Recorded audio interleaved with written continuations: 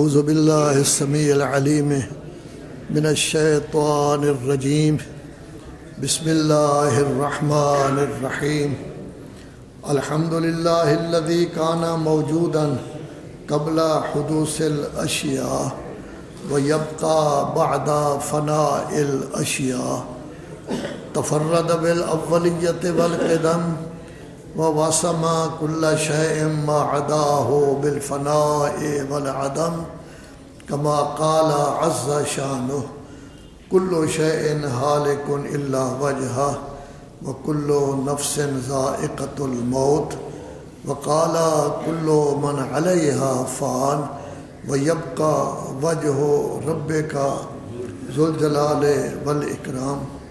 تعریف ہی صرف اس اللہ کے لیے ہے جو کائنات کے پیدا کرنے سے پہلے بھی موجود تھا، کائنات کے فنا ہونے کے بعد پھر بھی اللہ موجود ہے۔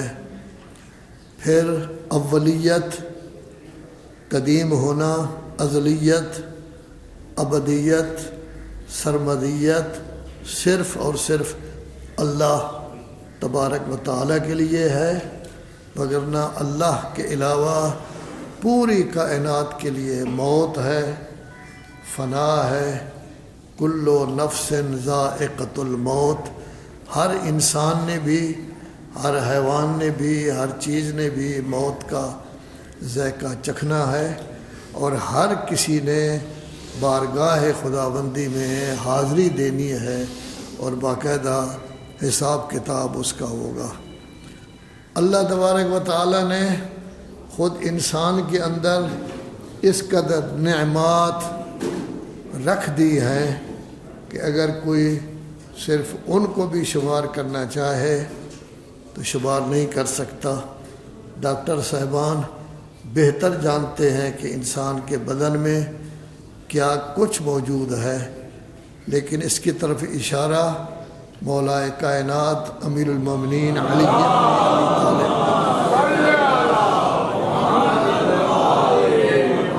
فرمایا ہے، فرماتے ہیں اتزعم انک جرم صغیر، کیا تو یہ خیال کرتا ہے کہ تو چھوٹا سا جسم ہے، چند فٹ کا چھوٹا سا جسم ہے، وفیک انت والعالم الاکبر، یہ بہت بڑی کائنات آپ کے اندر موجود ہے۔ جس طرح سورج پوری کائنات کا محور ہے، اسی طرح انسانی قلب پورے جسم کا محور ہے۔ جس طرح پوری کائنات میں ایک نظام موجود ہے، اسی طرح کا نظام انسان کے جسم میں موجود ہے۔ قرآن مجید اس کے بارے میں 3 جگہ کہا گیا ہے کہ وَإِن تَعُدُّوا نِعْمَةَ اللَّهِ لَا تُحْصُوهَا، اگر اللہ کی نعمتوں کو شمار کرنا چاہو تو کبھی آپ لوگ شمار نہیں کر سکتے۔ گزشتہ خطبہ میں نے عرض کیا تھا کہ نعمتیں تو شمار نہیں کی جا سکتی، لیکن بنیادی نعمتیں 4 ہیں۔ ایک ہمارا اپنا وجود، اگر اللہ ہمیں پیدا نہ کرتا تو کائنات جتنی بڑی بھی ہوتی ہمارے لیے کیا، ہم تو تھے ہی نہیں۔ تو اللہ تبارک و تعالی نے ہمیں وجود دیا۔ دوسرا، ہمیں عقل سے نوازا۔ وجود بھی اللہ کی دین ہے، اس میں ہمارا اپنا کوئی دخل نہیں، اور عقل بھی اللہ کی دین ہے، اس میں ہمارا کوئی دخل نہیں۔ اس کے بعد 2 صلاحیتیں ہمارے اندر موجود ہیں، وہ بھی اللہ نے رکھی ہیں۔ ایک علم حاصل کرنے کی، قلم چلانے کی، جس چیز کا علم نہیں ہے اس کا علم حاصل کرنا، اور دوسری نعمت جو اللہ تبارک و تعالی نے ہمیں عطا کی ہے وہ ہم نے خود حاصل کرنی ہے، وہ ہے اللہ پر ایمان، دین، اسلام۔ یہ بھی در حقیقت اللہ تبارک و تعالی کی دی ہوئی عقل کی وجہ سے ہم ایمان لا رہے ہیں، اور ساتھ ہی ساتھ اسلام کو، دین کو مان رہے ہیں۔ اور ایمان بہت بڑی طاقت ہے، صحیح ایمان ہو تو آدمی پوری کائنات کو چھوڑ دیتا ہے، لیکن ایمان کو چھوڑنے کے لیے تیار نہیں ہوتا۔ یہ آپ ان لوگوں سے پوچھیں جو بیچارے اپنا مذہب چھوڑ کر آتے ہیں کتنی تکالیف ہوتی ہیں، پورا خاندان ان کو چھوڑ دیتا ہے، بیگم چلی جاتی ہے، بچے چلے جاتے ہیں، اکیلے رہ جاتے ہیں، ٹھہرنے کی جگہ نہیں ہوتی، خاندان والے کہتے ہیں ہم نے قتل کر دینا ہے، کیوں اس نے ہمارا مذہب چھوڑا ہے، لیکن اس کے باوجود وہ اتنا پختہ ہوتا ہے کہ وہ کبھی بھی کسی کی بات ماننے کے لیے تیار نہیں۔ تو یہ ایمان کی طاقت ہے جس کی وجہ سے وہ کسی کی بات نہیں مان رہا۔ اب جب ہم موجود ہو گئے، اللہ تبارک و تعالیٰ نے عقل جیسی نعمت ہمیں عطا کر دی، عقل ہی کی وجہ سے اللہ کی عبادت ہوتی ہے۔ عقل کی نعمت عطا ہو گئی، تھوڑا بہت علم بھی ہمیں مل گیا، ایمان بھی ہمیں مل گیا۔ اب ہمارا کام ہے کہ ہم اپنے بچوں کی اس طرح کی تربیت کریں کہ وہ بچے مسلمان بنیں، وہ بچے اسلام پر ہوں۔ ہمیں حکم دیا گیا ہے کہ جب بھی آپ کا بچہ پیدا ہو، بچی پیدا ہو، سب سے پہلے اس کے ایک کان میں اذان اور دوسرے بائیں کان میں آپ اقامت کہیں، تاکہ پہلی آواز جو بچے کے کان میں پڑے وہ اللہ کی پڑے، اللہ اکبر، اور آخر میں آپ کہیں گے لا الہ الا اللہ، آخری آواز بھی اللہ کی ہوگی۔ اور اللہ ارشاد فرماتا ہے کہ عالم ذر میں ہم نے سب سے عہد لے لیا تھا کہ میں آپ کا اللہ ہوں۔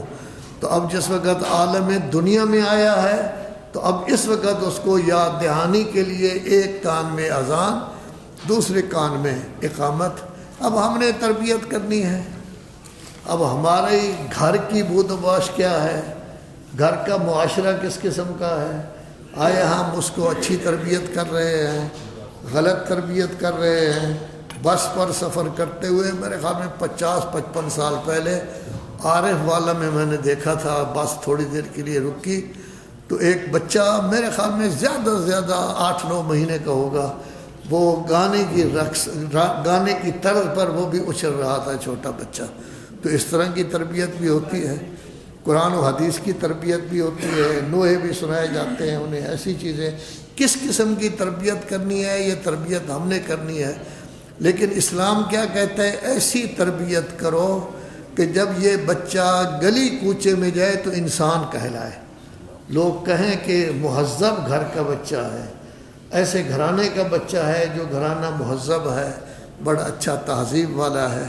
تو اللہ تبارک و تعالیٰ اگر ہم قرآن مجید کا مطالعہ باقاعدہ شروع کر دیں، جو ہمارے لیے واجب بھی ہے، تو اللہ تبارک و تعالیٰ فرماتا ہے کہ بچے کو چلنا اس طرح سکھائیں کہ کھٹ کھٹ کی آواز نہ آئے، آرام آرام سے خرامہ خرامہ جیسے آپ کہتے ہیں اس کو چلنا چاہیے۔ اسی طرح اس کو بولنا ایسا سکھائیں شور نہ کرے، چیختا چلاتا نہ ہو، بلکہ آرام آرام سے بولے، آہستہ آہستہ بولے۔ صرف یہ بولنا چلنا نہیں بلکہ اس کو سمجھائیں لوگوں کو کس طرح ملنا ہے، سلام کس طرح کرنا ہے، بڑے لوگوں کو آداب کس طرح کرنا ہے، بزرگوں کی کس طرح عزت کرنی ہے، بچوں کے ساتھ کس طرح پیار کرنا ہے، بہن بھائیوں کے ساتھ کس طرح پیار، گویا اس کی باقاعدہ تربیت دی جائے۔ ہمارے ہاں کمی یہ ہے کہ یہاں علم پڑھایا جاتا ہے، تربیت نہیں ہوتی، حتیٰ کہ یہ دونوں جگہ ہیں۔ ہمارے بزرگان جو سکول چلا رہے ہیں وہاں بھی علم پڑھایا جاتا ہے، بہت کم تربیت کی طرف توجہ دی جاتی ہے۔ ہمارے دینی مدارس کا بھی یہی حال ہے کہ علم پڑھایا جاتا ہے لیکن تربیت کی جو ہے وہ بہت زیادہ کمی ہوتی ہے۔ لذا قرآن کہتا ہے اس کو چلنا سکھاؤ، اس طرح چلے۔ قرآن کہتا ہے اس کو بولنا سکھاؤ، آہستہ بولے۔ آواز اس کی قرآن مجید 21ویں پارے میں گدھے کی طرح ہا ہو کی زیادہ آواز جو ہے وہ نہیں ہونی چاہیے۔ قرآن مجید ہمیں یہ کہتا ہے کہ اس کو یہ سمجھاؤ کہ آپ کی سوچ بھی اسلامی ہونی چاہیے، آپ کی فکر بھی اسلامی ہونی چاہیے، اس واسطے کہ کان کو آپ استعمال کریں تو قرآن کے مطابق استعمال کریں۔ آپ آنکھ کو استعمال کر رہے ہیں تو قرآن مجید کے مطابق کریں۔ اپنے دل کی سوچ ہے، قرآن مجید کی سوچ ہونی چاہیے۔ آپ کے جسم کا چمڑا جہاں جا رہا ہے وہ قرآن مجید کی سوچ کے مطابق ہونی چاہیے۔ آپ کے پاؤں جہاں چل رہے ہیں اس کو سمجھائیں کہ پاؤں کہاں جانے چاہیے، ہاتھ آپ کا کس جگہ اٹھنا چاہیے۔ یہ بارہا قرآن مجید کی آیتیں ہیں، آپ بھی پڑھتے ہیں، میں بھی آپ کی خدمت میں ذکر کرتا رہتا ہوں، ان السمع والبصر والفؤاد کل اولئک کان عنہ مسئولا۔ آنکھوں سے بھی سوال کیا جائے گا، کان سے بھی سوال کیا جائے گا، دل سے بھی سوال کیا جائے گا، چمڑے سے سوال کیا جائے گا، حتیٰ کہ پاؤں سے سوال کیا جائے گا کہاں چل کر گئے تھے، ہاتھوں سے سوال کیا جائے گا کہاں کہاں آپ نے حرکت کی تھی، صحیح تھی یا غلط تھی۔ 17ویں پارہ میں ہے کہ اس وقت انسان چیخ اٹھے گا، اے پاؤں، یہ ہاتھ، آپ تو میرے تھے، آپ میرے خلاف گواہی دے رہے ہیں کہ میں گڑبڑ کرتا رہا ہوں۔ وہ کہیں گے نہیں نہیں، ہم تیرے نہیں تھے، ہم تو اللہ کی طرف سے امانت تھے۔ اللہ جب تک چاہتا ہے پاؤں رکھتا ہے، وگرنہ پاؤں کٹ جاتا ہے۔ اللہ جب تک چاہتا ہے ہاتھ ہوتا ہے، وگرنہ ہاتھ کٹ جاتا ہے۔ اللہ جب تک چاہتا ہے کان کام کرتے ہیں، وگرنہ کان بند ہو جاتے ہیں۔ جب تک چاہتا ہے زبان چلتی ہے۔ کتنی بڑی بڑی شخصیت ہیں کہ زبان بند ہو گئی، ایک کلمہ نہیں بول سکتے۔ یہ تو سب اللہ تبارک و تعالیٰ کے گویا کہ پیدا کردہ مخلوق ہے، بطور امانت ہمیں دی گئی ہے۔ ہماری سوچ پر اگر اسلام کا پہرا ہوگا تو ہم اس کو اچھی طرح چلائیں گے، اچھی طرح ان کا تذکرہ کریں گے، اچھا کام جو ہے وہ ان سے ہم لیں گے۔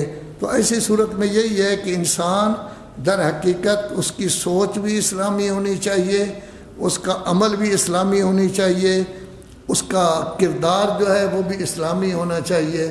میں نے پہلے بھی کئی ذکر کیا تھا، جب ہم نجف اشرف جا رہے تھے تو ہمارے کوئٹہ سے ہم نے جانا تھا گاڑی کے ذریعے، تو پاکستان کا قانون تھا کہ جب آپ یہاں سے جائیں تو 20 روپے سے زیادہ نہیں لے جا سکتے، اور جب واپس آئیں تو 100 روپے سے زیادہ نہیں لے آ سکتے۔ اب ہمارے ذہن میں تو نہیں آیا یہ کون سا طریقہ ہے، یہاں 20 سے زیادہ نہیں لے جا سکتے تو راستہ میں خرچ بھی تو کرنا ہے جس نے جانا ہے، اور پھر 100 سے زیادہ نہیں لا سکتے، یہ منطق کیا ہے؟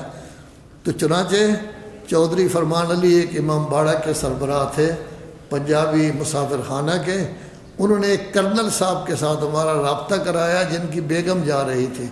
تو مولانا غلام حسین نجفی اور ہم دونوں گئے، ایک کپڑے میں رومال میں پیسے تھے، وہ پیسے ان کو جا کے دے، اس نے کہا یہ سیٹ پر رکھ دو۔ وہ سلیپر میں بیٹھی ہوئی تھی، تو ہم جا رہے تھے گاڑی میں، تو سلیپر کا ڈبہ جو ہے وہ پہلی دفعہ ہم نے دیکھا تھا، وگرنہ ہم تو اکانوے میں عام طور پر سفر کرتے تھے۔ تو ہم نے وہاں رکھ دیے۔ جب میر جاوا گئے تو اس وقت میں گیا، لیکن مجھے وہ کمرہ نہیں مل سکا۔ اتفاق ایسا کہیں اس عورت نے لباس بدلا ہوا تھا، تو مجھے نہیں پتہ چلا کہ یہ اس کا کمرہ ہے یا کسی اور کا۔ تو مولانا غلام حسین صاحب اور ہم گئے، جس جگہ ہم نے پیسے رکھے تھے وہیں پڑے تھے، 3 چھوٹے چھوٹے بچے تھے، کسی بچے نے ان کو اٹھایا نہیں۔ آیا ہم بھی اسی طرح بچوں کی تربیت کرتے ہیں کہ چیزوں کو نہ اٹھائیں، برتنوں کو نہ توڑیں، چیزیں اٹھا کر باہر نہ پھینک دیں، یہ اس طرح اصل تربیت یہی ہوتی ہے کہ انسان کے اعضاء کی بھی تربیت کی جائے اور انسان کی سوچ کی بھی تربیت کی جائے۔ اب اگر سوچ کی تربیت ہوگی تو ہم خود بھی اپنے آپ کو انسان سمجھیں گے اور دوسرے لوگوں کو بھی ہم انسان سمجھیں گے۔ تو جب انسان سمجھیں گے تو انسان ہونے کے لحاظ سے سب برابر ہے۔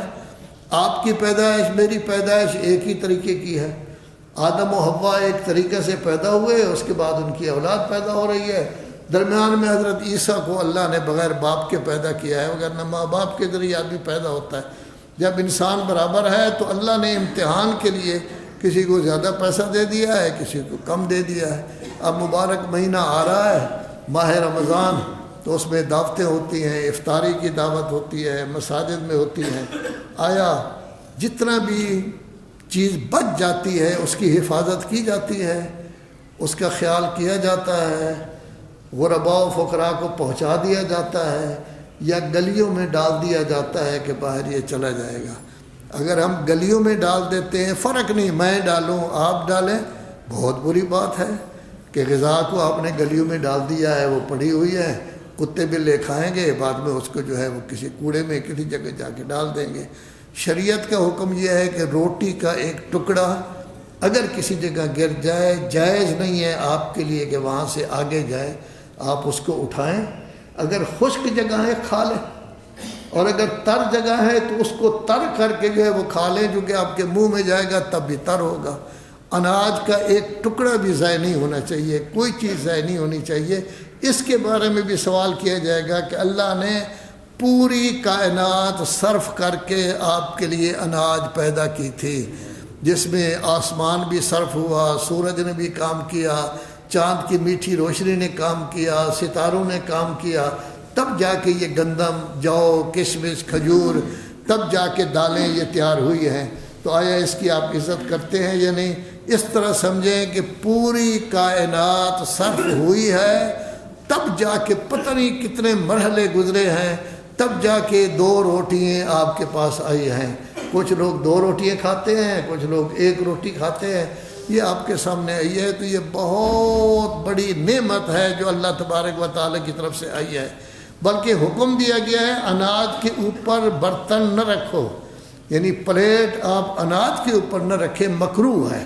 اور مکروہ جب اکٹھے ہو جائیں اس وقت بندہ سمجھتا ہے، اللہ کہتا ہے یہ ڈیٹ ہے، میرے مکروہات کی پرواہ نہیں کرتا۔ کبھی شاذ و نادر ہو جائے تو کوئی حرج نہیں، اوپر نہ رکھیں، اس کی عزت کریں، خیال کریں۔ تو آیا ہم اناج کو شادی بیاہ کے موقع پر، افطار کے موقع پر گھروں میں افطار کرتے ہیں، ضائع تو نہیں کرتے؟ جبکہ آپ کی 80% آبادی غربت سے نیچے زندگی بسر کر رہی ہے، ان کو 2 وقت کی پوری روٹی نہیں ملتی۔ 2-2.5 ارب انسان پوری دنیا میں غربت کی زندگی بسر کر رہا ہے، اس کو کوئی چیز نہیں مل رہی۔ آیا ان کے لیے ہم کچھ کر رہے ہیں یا نہیں؟ تو یہ اصل میں سوچ اسلامی ہے۔ سوچ اگر اسلامی ہے تو ایک لقمہ بھی کبھی ضائع نہیں ہوگا، اور اگر سوچ غیر اسلامی ہے، بس پیسے آ گئے ہیں۔ ہم نے کہا ہے، ہمارے ایک مومن تھے، فیصل آباد کے رہتے تھے، وہ جامع میں ہی رہے، وہ کام کرتے تھے، بیمار تھے بیچارے، یہ ہسپتال میں جاتے تھے، گلاب دیوی ہسپتال اپنا علاج کر رہے تھے، تو ہمارے پاس وہ رہ رہے تھے۔ کبھی کبھی وہ جامع کی گاڑی بھی چلا دیتے تھے۔ بہرحال دھڑلے کا آدمی تھا، خود اٹامک انرجی میں ملازم تھا، اور وہاں جب ایک دفعہ معاملہ طے ہوا کہ جی ڈرائیور جو ہے نا یہ مکینک کی صفوں میں شامل نہیں ہے، تو وہ اپنے افسر کو لے کر جا رہا تھا، وہ اہل حدیث تھا، اس کو لے کر جا رہا تھا۔ تو ایک جگہ جب گئے تو ٹائر پنچر ہو گیا، تو وہ ایک طرف ہو کے بیٹھ گیا۔ تو انہوں نے کہا کہ جی آپ ٹائر کو تو ٹھیک کریں۔ محمد رمضان نام تھا، میں اس کو حاجی محمد رمضان کہتا تھا۔ تو کہتا تھا میں حاجی تو نہیں ہوں۔ میں نے کہا کریں گے، پھر وہ 2 دفعہ اس نے حج بھی کی ہے۔ بہت نیک آدمی تھا، نمازی اتنا تھا کہ ہماری نمازیں ختم ہو جاتی تھیں تو اس کی ابھی تک پگڑی درست ہو رہی ہوتی تھی، تاکہ پگڑی ٹھیک باندھ کے تو وہ نماز پڑھے جب بھی ہمارے ساتھ کسی جگہ جاتا۔ تو وہ ایک طرف بیٹھ گیا۔ انہوں نے کہا کہ آپ کیوں بیٹھ گئے؟ کہا میں تو مکینک نہیں ہوں نا، آپ افسر ہیں، انجینئر ہیں، آپ مکینک ہیں، آپ درست کریں۔ یعنی اس طرح کا آدمی تھا وہ یہاں روٹی مدرسے کی نہیں کھاتا تھا، بلکہ وہ یہ کہتا تھا میں کوئی طالب علم تھوڑا ہوں، یا مولوی تو نہیں ہوں، ملازم بھی نہیں ہوں یہاں کا، میں کیوں کھانا کھاؤں۔ وہ جس وقت جاتا تھا طالب علم جو ٹکڑے ویسے ڈال دیتے تھے کسی جگہ، جس کو آپ لوگ چھان بورا کہتے ہیں، وہ اکٹھے کر کے کھا لیتا تھا۔ وہ کہتا تھا یہ بھی ٹھیک ہے ٹکڑے، جب ٹکڑے ہیں کوئی نجس جگہ تو نہیں پڑے ہوئے، آپ نے اچھی جگہ ان کو رکھا ہوا ہے۔ تو گویا کہ در حقیقت یہ ہوتا ہے کہ اناج کی ہم عزت کرتے ہیں یا نہیں کرتے۔ ہم بچوں کو سمجھاتے ہیں کہ اناج کی عزت کریں، اناج کو ہم ضائع تو نہیں کرتے۔ جس کو ہم ضائع کریں گے وہ ہمارے گلے کا گلاواں ہوگا۔ کل قیامت جو ہے اس کے دن، قیامت کے دن ہم سے یہ پوچھا جائے گا۔ اللہ تبارک و تعالیٰ یہ چاہتا ہے کہ میری نعمت ہر شخص تک پہنچنی چاہیے۔ آپ کھاتے پیتے ہیں، آپ بھی کھائیں، اور جو لوگ ضرورت مند ہیں ان تک بھی آپ ہر صورت میں جو ہے وہ پہنچائیں۔ فقر و فاقہ ہوتا کیوں ہے؟ اس لیے ہوتا ہے کہ در حقیقت کسی کے پاس اتنا زیادہ ہے کہ صرف کرنے کے لیے اس کو جگہ نہیں ملتی، اور کسی کے پاس بیماری کے علاج کے لیے بھی پیسہ نہیں ہوتا۔ اس کا نتیجہ یہ ہوتا ہے کہ فقر و فاقہ جو ہے وہ اپنی جگہ بڑھ جاتا ہے۔ اگر سوچ اسلامی ہوگی تو یہ انسان کہلائے گا۔ جب اس کی سوچ انسانی ہوگی پھر یہ کوشش کرے گا کہ جو کچھ بھی ہے میں خود بھی یہ کروں اور لوگوں کو بھی۔ اور اگر ہر انسان یہ کوشش شروع کر دے کہ میں نے جتنے نزدیک میرے غریب لوگ رہتے ہیں ان کا پیٹ میں نے بھرنا ہے، یہ بھی میری ذمہ داری ہے، چونکہ اللہ نے مجھے بہت کچھ دیا ہے، میں نے کھانے کے بعد بھی میرے پاس کئی سالوں کا خرچ بچا ہوا ہے، اتنے پیسے بچے ہوئے ہیں۔ ایسے لوگوں کے بارے میں اللہ تبارک و تعالی ارشاد فرماتا ہے وَلَوْ أَنَّ أَهْلَ الْقُرَىٰ آمَنُوا وَاتَّقَوْا، شہروں کے رہنے والے، بستیوں کے رہنے والے، گاؤں کے رہنے والے اگر مومن بن جائیں۔ اب مومن کیا ہوتا ہے؟ یعنی پکا مومن کہ ایمان کو چھوڑنے کے لیے تیار نہ ہو۔ وَاتَّقَوْا، نیک بن جائیں، پرہیزگار بن جائیں، کاموں کو، واجبات کو بجا لائیں، محرمات کو ترک کریں۔ لَفَتَحْنَا عَلَيْهِمْ بَرَكَاتٍ مِّنَ السَّمَاءِ وَالْأَرْضِ، آسمان اور زمین کی برکتوں کے دروازے ہم کھول دیں گے۔ تو در حقیقت اسلام یہ چاہتا ہے کہ آپ کا رزق ہر شخص تک پہنچنا چاہیے۔ کوئی آدمی نہ ہو، جیسے میں نے دروس میں بھی ذکر کیا ہے انفال میں، جس میں میں نے ذکر کیا ہے کہ اللہ تبارک و تعالیٰ نے بہت کچھ معین کیا ہے فقراء و غرباء کے لیے اس مال میں، لیکن چونکہ ہماری سیاست تو ایسی